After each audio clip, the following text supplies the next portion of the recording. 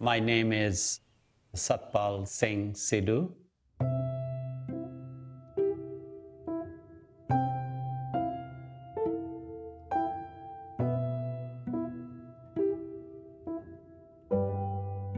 I'm actually originally from Punjab, India.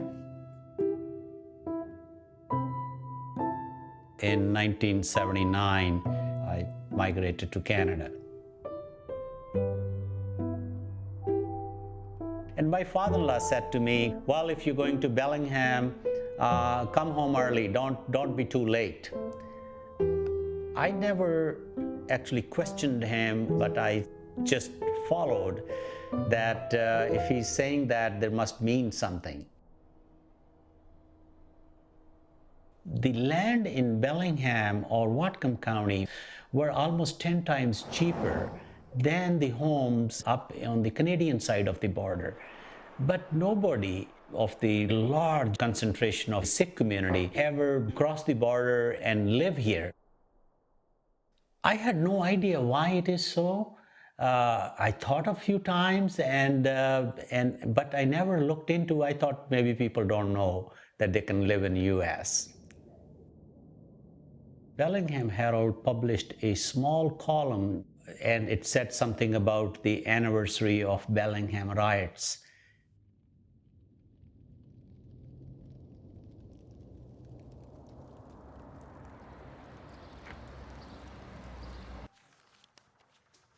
I guess I've always had an interest in things that not too many people know about. It's like every time I look at newspapers and other sources, I find hidden pieces of a puzzle.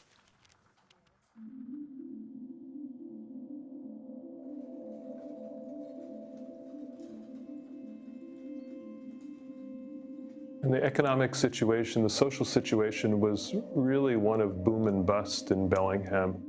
Some of the largest lumber mills in the world were in Bellingham in the 1906 to 1907 period.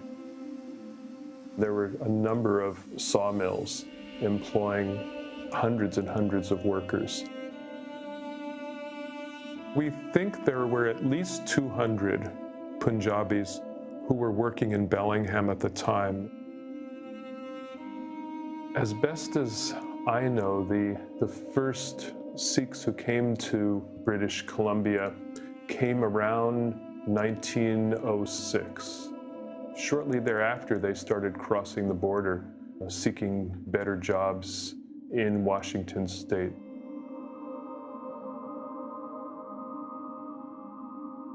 Sikhs were presented in the press first as curiosities, as kind of strange, peculiar individuals. They went from portraying them as exotic and strange to be kind of despicable. 100 years ago, they were given only one side of the picture. These people are taking away our jobs, they're filthy, they're dirty, they will drain our economy. There was no competition with newspapers. That was the only media that people had. I think they shaped opinion in a very powerful way. They were called Hindus, and this idea that there are hundreds of thousands who might be coming to the Pacific coast through Canada was seen as something to be feared.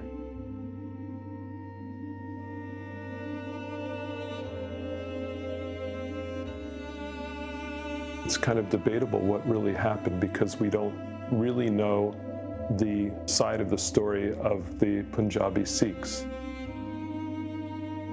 Nobody was killed. There were only 9 policemen on duty in the whole city of 30,000 in Bellingham. A mob gathers and starts walking towards the place where the Sikhs live on these lettered streets in Bellingham. These people split and surround some of these homes, and they start yelling.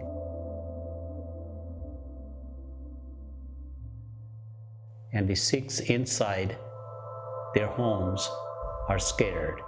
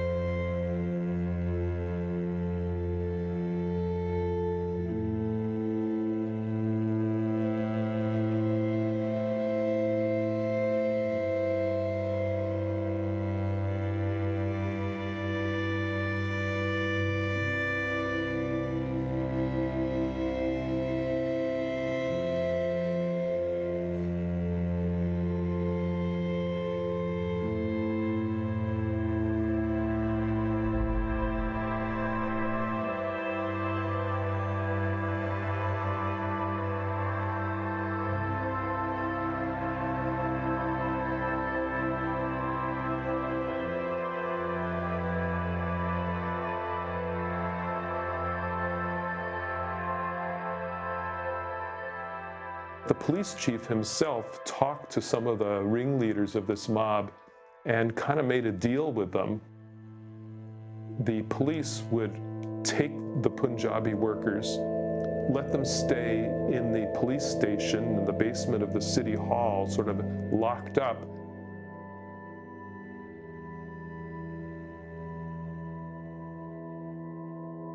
By midnight or so, things were pretty quiet in town, and the Punjabis had been rounded up, or they went willingly because they feared for their lives.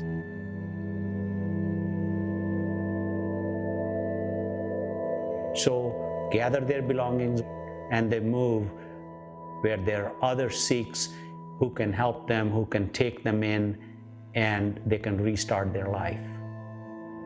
That's the only thing on their mind, was that they want to save their life and leave the city. And they did.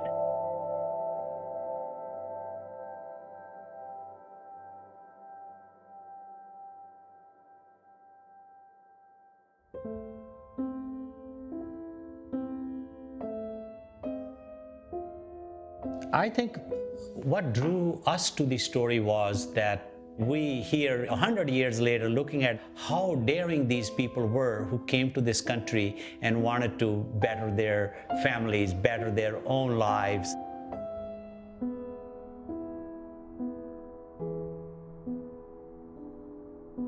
We bought land for the temple and we went for the permits, for conditional use permit.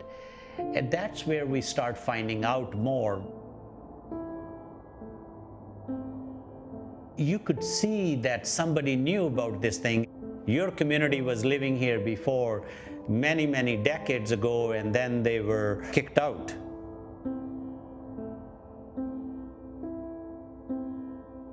One big objection came from one neighbor that these are strange people. We don't know how they live. We do not want these strangers in our community, in our neighborhood. We are not strangers. It's the strangeness is that we do not talk to each other, we do not know about each other, and we want to overcome that. We are here, we are citizens, we're gonna live here. Our kids are going to school with your kids. We have businesses here, and we have farms here. We are already living here. And there's a human rights task force. They told me that 2007 there will be 100-year anniversary of the Sikh riots. We said we really want to commemorate this event, and the consensus was that we should declare September 4, 2007 as a day of healing and reconciliation. And that was a totally new word to us, but we really liked it.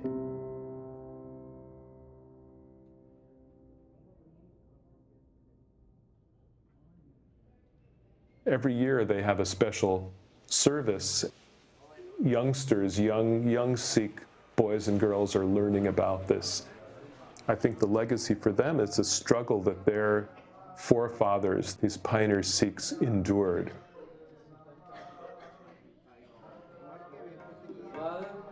I see that it is a different Bellingham today, what was 100 years ago.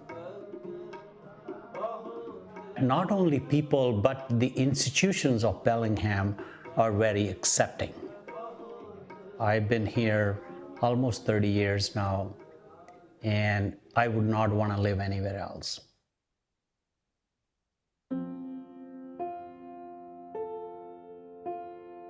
There are about 2,500 Sikhs living in Whatcom County today.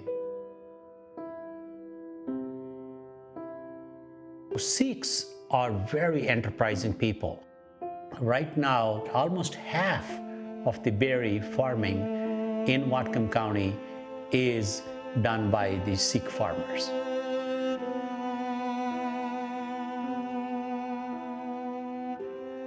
But Sikhs are not only in the farming, but they are in every profession in this community.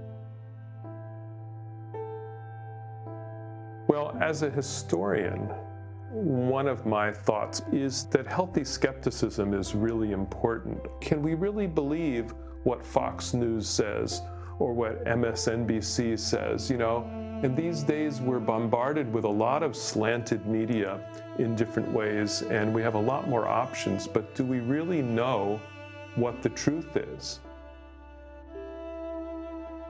America is my adopted country, so I have this dual feelings, but my kids don't. They are born here, this is their country, and I do not want to see that they are treated differently than any other American. It may be people look different, maybe people have a different religion, different thoughts. I think it's very important for us to be tolerant of others or try to understand their perspective and work with that.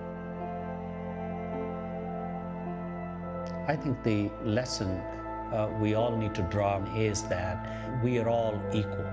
We have to respect that equalness equally among ourselves so that we can make ourselves as the better citizens of this country and better citizens of this world.